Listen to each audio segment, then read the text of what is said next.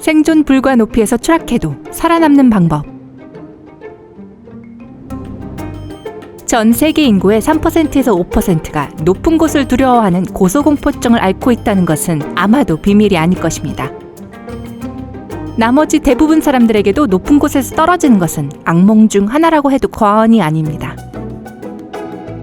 하지만 이런 극단적인 상황에서 살아남기 위해 몇 가지 팁이 있다는 것을 알게 되면 기분이 좀 나아질 거예요. 높은 곳에서 떨어지고 있는데 낙하산이 없다면 어떻게 해야 하는지 알아보기 전에 구독 버튼을 누르고 알림벨을 울려서 삶의 밝은 면에서 우리와 함께 하세요. 세르비아의 승무원인 베스나 블로비치는 1972년 낙하산 없이 1160m의 엄청난 높이에서 추락한 후 살아남아서 기네스북에 올랐습니다.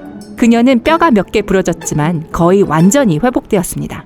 사실 그녀가 살아남은 것은 순전히 운이었습니다. 하지만 만약 여러분의 운과 다음 팁에 대한 지식을 결합한다면 이 여성만큼 운이 좋을 수도 있습니다. 1번. 공포감을 억제하세요. 이것은 말하기는 쉬워도 행하기는 어렵습니다. 시속 161km의 속도로 급하강할 때 진정하고 집중한다는 건 사실 거의 불가능해요.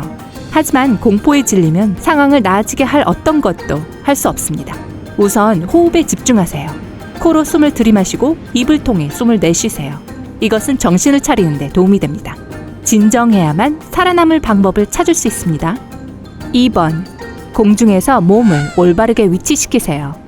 공중에서 몸을 평평하게 할 수 있다면 추락의 속도를 약간 늦출 수 있습니다. 이렇게 하려면 몸을 밖으로 펼쳐서 X자가 되도록 합니다. 몸을 수평으로 하고 정면은 땅을 향하게 해야 합니다.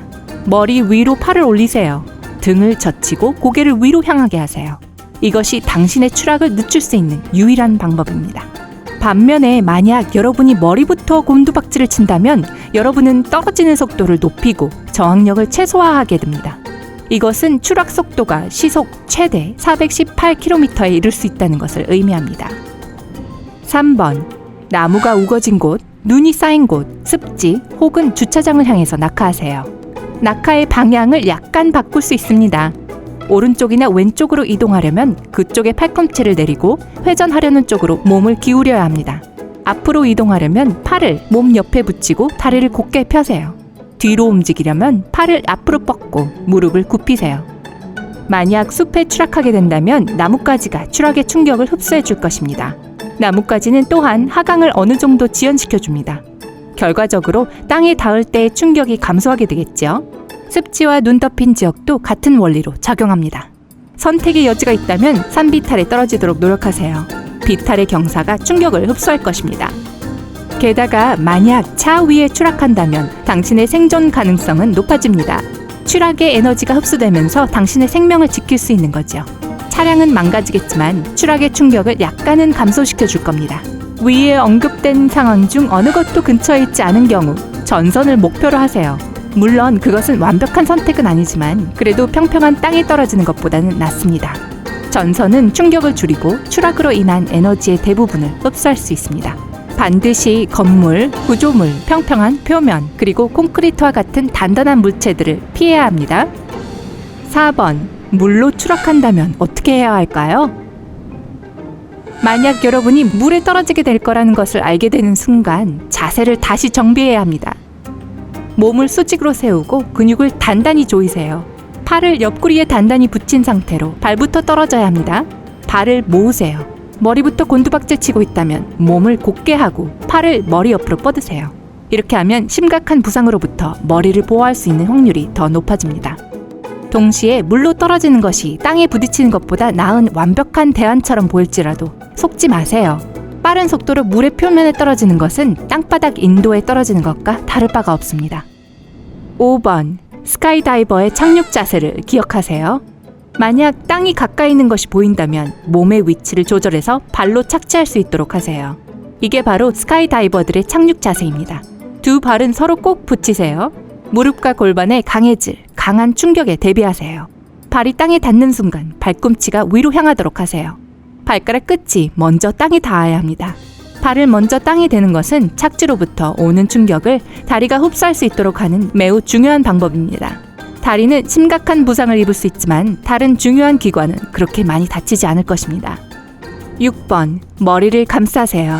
몸에서 가장 취약한 부분은 목과 머리입니다. 척추와 머리 부상은 보통 생명을 위협하곤 합니다. 그러니 발이 땅에 닿으면 앞으로 구르려고 노력하세요. 이 움직임은 충격을 완화할 수 있도록 도와줍니다. 손과 팔로 뒤통수와 목을 가리세요. 또한 턱을 집어넣고 목을 앞으로 숙이면 머리를 좀 더 보호할 수 있습니다. 이 모든 게 허황된 이야기라고 생각하진 마세요. 낙하산 작동 실패 상황에서 살아남은 사람들의 사례가 이것을 증명하고 있으니까요. 스태포드셔 출신의 31세의 스카이다이버인 제임스 부울은 2009년 고개를 찍던 중 뭔가가 끔찍하게 잘못되었다는 것을 깨닫습니다. 그는 눈 덮인 산 옆에 착륙하기로 되어 있었습니다. 하지만 혼동으로 인해 낙하산을 너무 늦게 폈고 1.83km 높이에서 시속 161km의 속도로 눈에 떨어지고 말았습니다. 눈이 추락으로 인한 충격을 완화해준 덕분에 부울 씨는 살아남았습니다. 2015년 윌트셔에서의 스카이다이빙에서 유자격 자유낙하 강사인 빅토리아 실리에의 주 낙하산과 예비 낙하산은 전혀 펴지지 않았습니다. 그녀는 1.22km 높이에서 곤두박질 쳤지만 방금 갈아놓은 들판에 추락했기 때문에 살아남았습니다. 들판의 표면은 유난히 부드러웠고 이로 인해 실리에는 목숨을 건질 수 있었죠. 2006년 마이클 홈즈는 주 낙하산도 예비 낙하산도 펴지지 않아 3.2km 높이에서 떨어졌습니다. 저지 출신의 이 경험 많은 스카이다이버는 운 좋게도 블랙베리 덤불에 추락했고 덕분에 살 수 있었습니다. 23세의 남아프리카 공화국 스카이다이버 크리스틴 맥켄지는 2004년 8월 낙하산 불량을 경험했습니다. 그녀의 예비 낙하산 역시 오작동을 일으켜 부분적으로만 펴졌습니다. 그 젊은 여성은 전선에 의해 목숨을 구했습니다. 그녀는 땅에 떨어지기 전에 전선에 추락했습니다. 추락의 힘은 전선에 의해 부분적으로 흡수되었기 때문에 맥켄지는 살아남았습니다. 저시와 헨슨은 낙하산을 가지고 뛰어내리지 않았습니다. 그는 비극적인 사고의 희생자였습니다. 2007년 1월 한슨 씨는 호텔 엘리베이터에서 달려나와 균형을 잃고 창문으로 떨어졌습니다. 그는 61m에서 곤두박질쳐 돌출된 지붕에 부딪혔습니다. 그러고 난 후 땅으로 떨어졌지만 기적적으로 발로 착지를 했습니다. 많은 부상을 입었지만 살아남아서 자신의 이야기를 들려주었습니다. 왕립 공군 소속 니콜라스 알케메드 하사는 1944년 전투에서 불이 난 비행기에서 뛰어내렸습니다.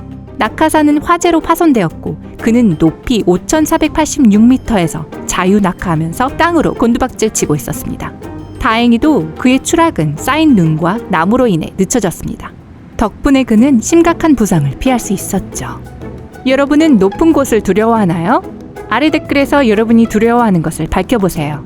좋아요 버튼을 누르고 이 비디오를 친구들과 공유하고 채널을 구독하여 삶의 밝은 면에서 우리와 함께하세요.